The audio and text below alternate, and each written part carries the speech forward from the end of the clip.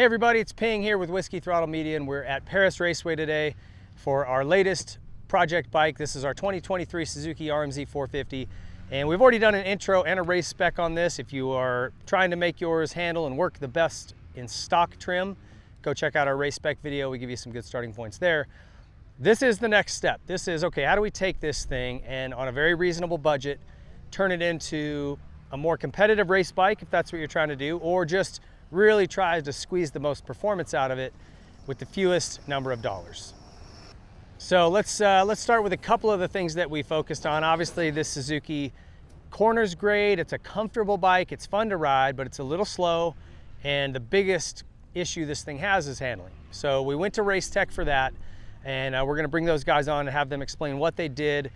This shock's a different type of Showa setup, and there's some specific things they can do to make it handle right. As far as performance, we didn't do a whole lot. Like I said, we wanted to keep it budget friendly. We know the economy sucks. So all we did, rocket exhaust, which is super affordable if you're looking for an aftermarket exhaust system.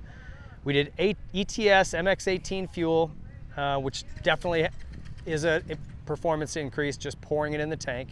And you can bounce back and forth if you need to, like race weekends, you can run the race fuel and just pump gas during the week. And then lastly, we got a no-toil filter and air filter cage on there, which gets rid of the backfire screen, and that really chokes it up. You know, between the stock filter, which is heavy and thick, and then that screen, this thing struggles to breathe.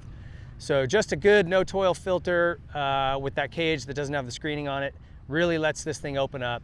And I can tell you, just those three things alone had a really big impact on the way this bike worked.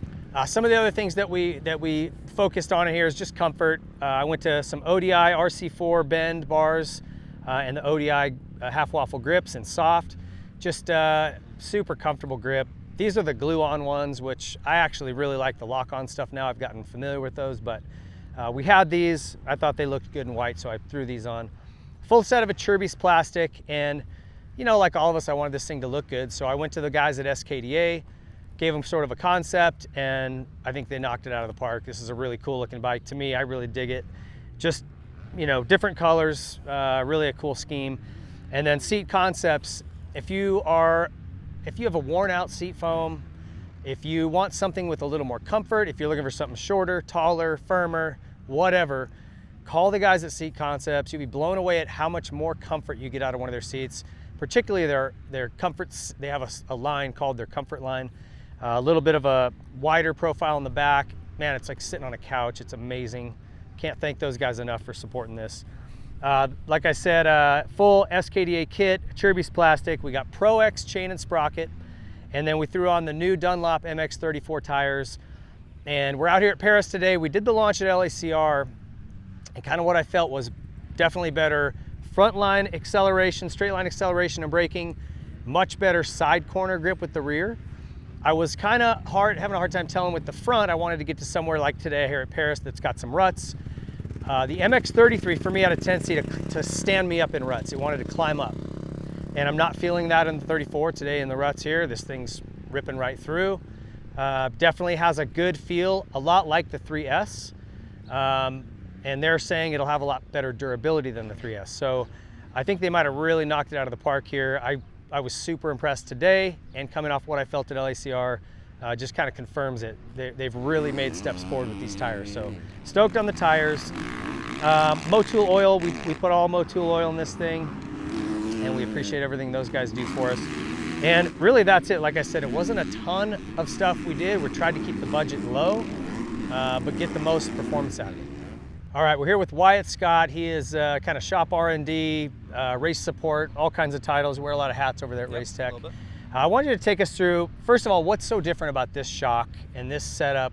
Why did they go to it? And then take us through kind of what you guys did to really make it work better. Yeah, so as far as setup, this bike comes, we'll start with the front end, Showa 49 forks. Great component, very similar to what you find on the Cowie and Honda. Great fork, very easy to get set up with just gold valves and springs. That's all we've done here, and we've made pretty big steps forward with it. So forks, very, very straightforward, easy component. The big thing with this bike is going to be the shock. So with the shock, this is the Showa BFRC, and yeah, basically the shock works differently from a standard shock, and the fact that it basically creates its damping off the full volume of the oil rather than the valve actually passing through the oil. So this shock kind of pushes the oil back and forth through the valves rather than actually passing through it. But as far as when we first got this bike out, when it debuted in 18, we got the shock, we did a bunch of R&D on it. We found a few little things that were a little restrictive inside the shock, so we went ahead, opened up the ports as we typically do with our gold valve so we can move it all to the valve stacks. We did a little stuff with the refill check plates to give them a little more lift. That way we don't create any restrictions there. But otherwise the shock can work really well. It's kind of got a bad rap.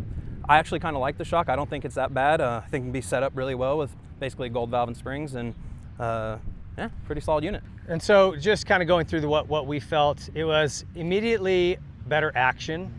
I made a slight change in the front, slowed it down one click. It felt a little bit high to me in the front.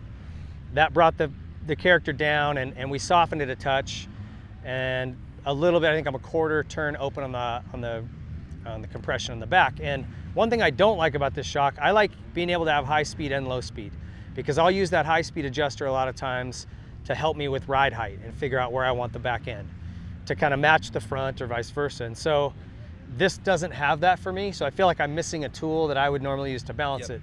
And you said this adjuster kind of does both, but it's more of a low speed adjuster than anything. And yeah, on this shock, different from a standard shock, usually you'd have your rebound down by the clevis. On this shock, your rebound and compression are at the top, and essentially all your valving's done at the adjuster area. There's no valving on the shaft where you'd have that rebound on the bottom. So with that, you do lose the high-speed adjuster. These adjusters are pretty effective, but yeah, you do lose that technical high-speed adjuster. Yeah, I feel like for me, that's just a tool I've gotten comfortable using for balance, which is so important to me. And now it's forcing me to go, okay, well, maybe I raise the forks up or down in the clamps, or I adjust the front end to just kind of match the rear. We did find a good setting. Like I said, from what RaceTech did, I mean, just a couple of little clicks, and I'm really happy. We still want to play with it a little more. We may go back out and see if we can fine tune, but I'm really happy with the way it works. Night and day from stock. And that's really the big gripe I have about this Suzuki, is it just, in stock trim, it does not work well. The suspension doesn't work well. So yeah, I think one of the big things we found is balance. The bike seems to be a pretty stink bug in the rear, and just a lot of people seem to struggle with balance. So we actually lowered the rear shock just a little bit to help with that, and yeah. Yeah, you were saying you guys lower the clevis, right? Yeah, so we actually, on this, because we don't have the rebound adjuster to deal with, we can actually loosen the shaft and lower in the clevis to essentially lower the shock a little bit. So we do that to help with the actual balance of the motorcycle on these. And if I understand it right, the Suzuki just stock, when it's bottomed all the way out, you have some room to play with as far as clearance. Yeah, we don't change the bottom out point. We're just changing basically where it starts in that aspect. But yeah, there's definitely some room there as well. Well, we appreciate you guys coming out. Like I said, from an average user's perspective, if they got a good deal on one of these, they picked one up, they're not afraid of kickstarting, this is really the thing they've got to do, is get the handling right. Yep. And this becomes a really fun bike with just these simple changes we made.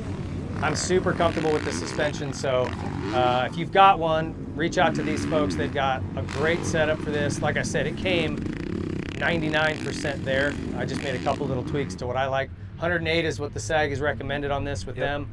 And once we set that up, it was just off to the races. So thank you guys so much. Yeah, no problem. Yep.